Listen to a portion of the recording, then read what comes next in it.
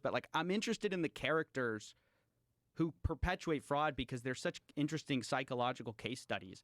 Sam Bankman-Fried, you could probably write a whole book about the fact that this guy, he got away with lying so long and perpetuating this image of himself as this generous billionaire. You know, he's sort of the next Warren Buffett, that when everything goes wrong, he thinks he can reestablish control because he's so smart. He is such a good liar that he's like, I can just lie my way out of it. So I think that's why he ultimately talked. His idea was, if I lied my way into it, I can sort of lie my way out of it. And this is what he did. So prior to this, I'd interviewed him twice before, and I had kind of gotten hamstrung with he's just so good at dodging stuff. Did you interview him before the scandal? No, not before the scandal. So it's like as it was going down. As it was going down, he goes on all these Twitter spaces. He doesn't want to, he's doing interviews with everybody. I ask him, and he doesn't want to talk to me. So, but he's going on these Twitter spaces. So I was tracking when he'd go on a Twitter space, and I would contact the people ahead of time and said, hey, at the end, when you're like ready for this thing to go down, because I know as soon as I get on, it's going to end pretty quickly after. I said, let me on, let me ask him some real hard questions. Because all these guys are like, Sam, we appreciate your transparency, all these kind of kissing up a little bit. But I was just like, somebody has to ask him some real questions. So I had 2 prior little Twitter space interactions with him. And he kept getting away with the fact that he blamed all the wrongdoing of FTX on Alameda Research. And he said, I don't control Alameda Research. Even though he was the owner, he's no longer the CEO as of 2020. He hands it to this, a girl he actually had a relationship with, Caroline Ellison, right? And she supposedly controlled it. He said, she did everything. I don't have access to the book. Like, I basically knew nothing. So anytime you'd call him out on an issue, you'd say, where's the money? He goes, well, I don't know. It's gone. It's Alameda Research. Ask Alameda.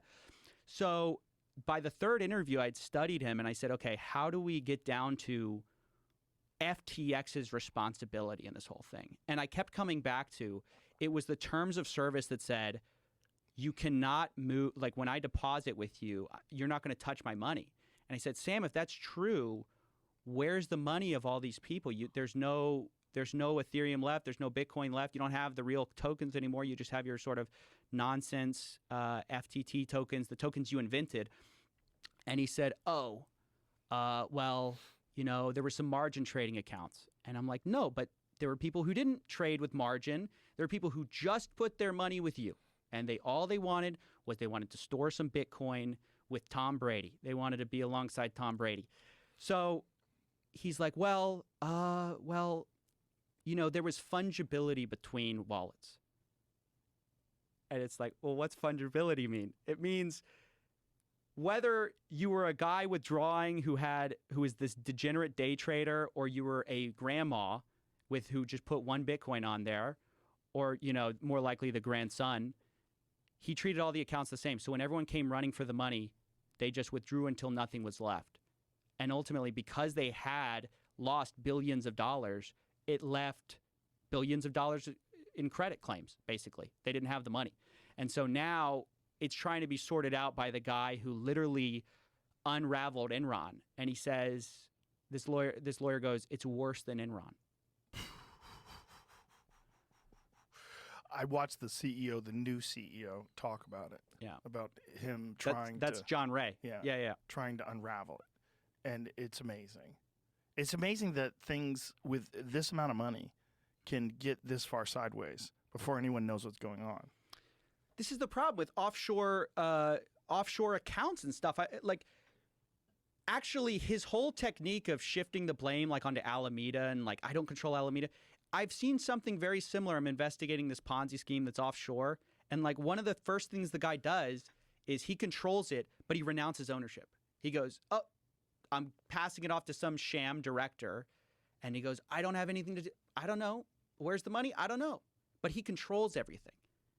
And so it's this is the tactic of these offshore companies is you put the right people in charge who are going to take the fall, you resign, and then you blame it on them later when everything goes wrong. His problem, though, is Caroline Ellison flipped on him. So she definitely flipped on him. She was smart. Yeah. She cooperated. That her and I believe Gary Wang were big executives. They're cooperating. They pled guilty. They're cooperating with the feds. I mean, they did the smart thing, which is something like this happens, you shut up. You don't say anything. Right. and then you point at your boss. I mean, that's basically what they did. Oof. Which they for sure did stuff wrong too. You do not get to that level and not know that things were wrong.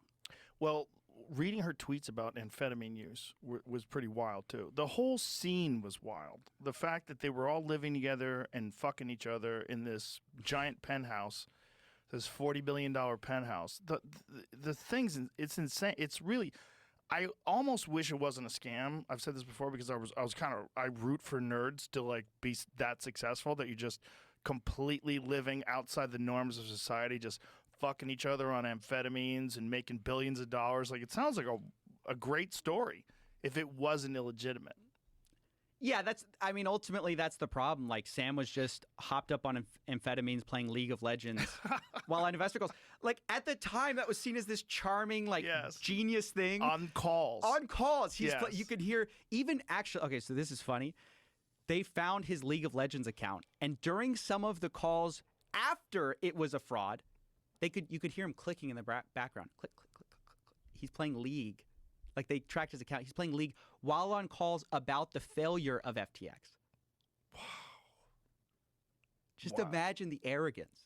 Is that arrogance, or is it just pure addiction? I think, those multiplayer games, those, online role-playing games, that's what that is, right? It's like I think it's is it a MOBA? I used to play like a variant of League. So I know it's fun, but it's not like fun to the point. Look, this guy's whole thing was like, I'm this effective altruist. I'm this guy who's going to maximize good in the world, and that was his reason for working all the time. I mean, that's the justification to be hopped up on amphetamines, is like maximize productivity, maximize human happiness. You can't do that and then say, oops, I played a little too much of my video games and lost billions of dollars. Like, this doesn't fly. Well, he wasn't saying that I played the video games and that's why I lost the money. But after the fact, he's like, still playing video games, and you're like, can you have the decency to get off the video game and talk to people? So bizarre. It's just so bizarre that so many people got duped. And I felt the same way about Bernie Madoff. I'm not a financially aware person. I'm not into the market. I don't follow these things. So when I see something like that go down, I'm like, how did he get Steven Spielberg? How does someone like a Bernie Madoff or Sam Bankman-Fried, how does he get these people to do this? And in the FTX case, how much of it was getting celebrities to endorse the platform? It's huge. This is what I wanted to say. Like, the more I study this stuff, and you start to have repeat occurrences, like I just cover stuff all the time, and you see echoes